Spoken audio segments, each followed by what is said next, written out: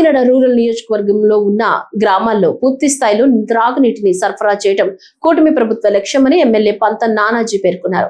Kakinada rural మండలం Repuru Janasena party గ్రామ committee అధ్యక్షులు నక్కా శ్రీనివాస్ స్వచ్ఛందంగా తన సొంత నిధులతో సమకూర్చిన త్రాగునీటిని సరఫరా చేసి సుమారు 13 లక్షల రూపాయలు విలువ చేసే ట్రాక్టర్ ట్యాంక్ ను శుక్రవారం సాయంత్రం ఎమ్మెల్యే చేతుల మీదుగా ప్రారంభించారు.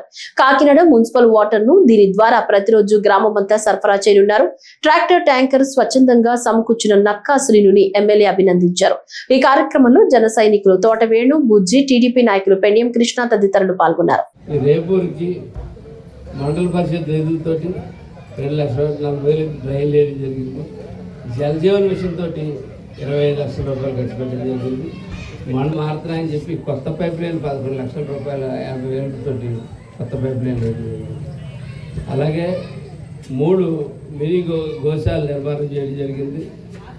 అలాగే గృహ నిర్మాణం ద్వారా 54,132,000 రూపాయలు ఇవ్వడం జరిగింది.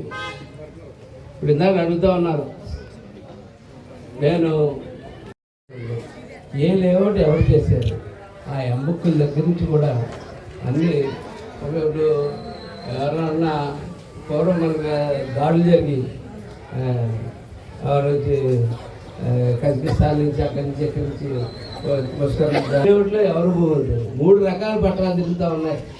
ఆ 3 రకాల పట్టాల్లో ఒక పట్ట స్థలం ఉంది. వచ్చి ఒక ఉనికి రేపూరు గ్రామంలో ఆ ఉనికి చూపించడం జరిగింది. కాబట్టి దానికి ఎప్పుడూ రేపూరికి నేను రుణపడి ఉంటానని చెప్పి తెలియజేస్తాను. అట్లాగే ఈ అభివృద్ధి కార్యక్రమాల్లో మొట్టమొదటిపేట రేపూర్కి వేయాలన్నది నా బలమైన కోరిక.